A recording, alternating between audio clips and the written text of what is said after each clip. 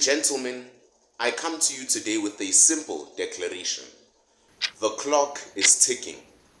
And it's not ticking for me. It ain't even ticking for you. It's ticking for the racists, the liars, and that spineless gummy worm we call a president. All of them in parliament, especially Cyril Ramaphosa. You know, I saw someone else try to make a video with this title the other day. Bless their heart, it was cute, but when I talk, you feel it in your bones. You know you're about to hear the truth raw, no garnish, no conspiracy theories, and no sugar on top. So buckle up, take a sip of your water, eat your boiled eggs or boerewors rolls, and let me cook. Every generation, there comes a time when the lies wear off, when the curtain falls, when the old guard realizes their tricks don't hit like they used to. You see, the racists in this country, and yes, I'm talking about both the old school apartheid nostalgics and the new age social media black supremacists, have run their mouth long enough. But something has changed. You want to know what's changed? Well, I'll tell you, because I'm the Isam Assembly. Here's what's changed. The people are angry. The people are awake. And that terrifies the people who control the narrative up there. No more stay in your place. No more stay in your lane. No more this is how it's always been.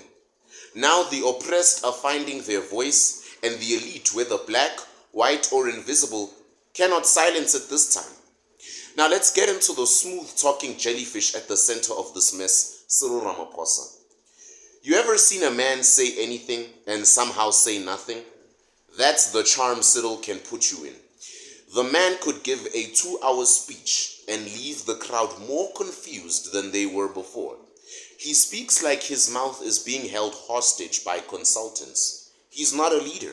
He's not even a good actor because you can see through his phony. He is a placeholder. He is a corporate puppet. And the worst part is he's terrified of offending the same racists he pretends to oppose. This is a man who condemns apartheid with his mouth, but signs deals with the same banks that funded it with his hands. He says we must uplift the black child. We must uplift all children in South Africa, and then underfunds the education system and let township schools rot. He says we must heal our country, and then flies to Switzerland to drink wine with billionaires. I mean, come on now. What's the difference between Ramaphosa and an empty chair at a funeral? At least the empty chair doesn't smile while the body is being buried, if you know what I'm saying. And the body is South Africa. Here's the beautiful part though. The racists up there are starting to panic. The white racists, the black racists up there who control all of this. Why?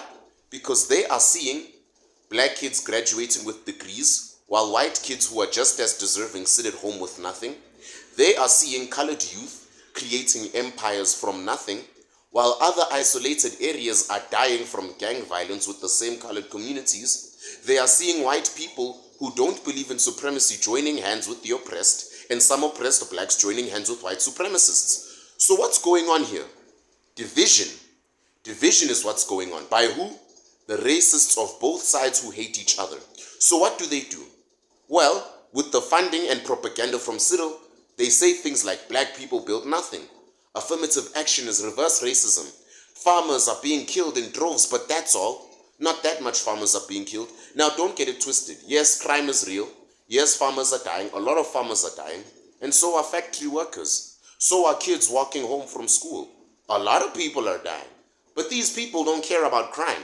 They care about using fear to create division between you and your neighbor. Hence why I decide to be the lone wolf and maul all the propaganda to death on YouTube, even though my teeth and jaw may bleed in the end. Their time is running out because the new South Africa is being built by the bold and not the bitter. Now hold up. Before people start twisting my words like they always do into knots and then tossing them on the news and then try to get me cancelled again. Am I saying Ramaphosa is a racist? No. Let me make this crystal clear. I am not saying the president wakes up every morning, brushes his teeth, and plans racial oppression on white people and racial minorities like it's on his calendar right after breakfast. But what I am saying is that his actions are not always equal. They are not consistent. They are not fair. In fact, they could be better. Let's be honest. When you champion equality in your speeches, but fund policies that still spit races against each other. When you push broad-based black economic empowerment not as a springboard, but as a political leash, when you start to tiptoe around real conversations about farm killings, merit, justice, and actual transformation, and tiptoe around the Kill the Boer song, then yes, your actions are part of the problem. It's not about whether he hates anyone. It's about the system he continues to feed.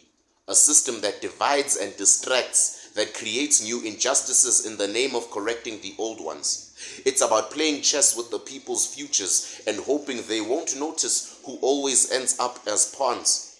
Look, equality is not revenge. Justice is not suppression.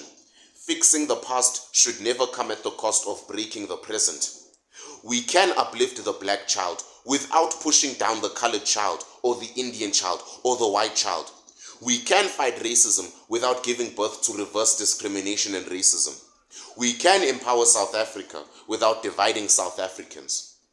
But that takes courage. It takes division. It takes vision rather than division. Pardon my Greece. It takes a spine, which, as we've discussed, might be missing from our current leadership. So again, is Cyril Ramaphosa a racist? No.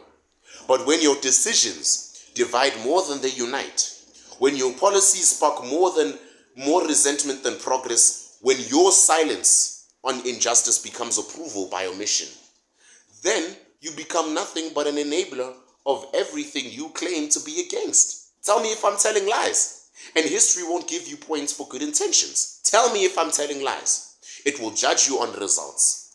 Now, some of you might say, but Sama, why do you go so hard at Ramaphosa? Here's why. Because history doesn't remember the neutral, the gray area. It remembers the fighters. Sobukwe, Biko, Chris Hani, Maxeke, Mandela. I know he was a Freemason, but you get the idea. You want to know what they all had in common? They chose a side, even if it got them arrested for years, even if it got them killed like Chris Hani. Cyril, he didn't choose comfort. He chose quiet rooms with wine and Wi-Fi, while the nation he claims to lead burns with anger. And one day, when the dust settles and the youth write their own textbooks, Ramaphosa won't be remembered as a hero. He'll be remembered as a puppet, as a passenger in the backseat, afraid to grab the wheel, who was always afraid to grab the wheel. The youth are tired of being told what to believe. We are done being spoken for. We are not dumb. We are not lazy. We are not just angry Twitter users.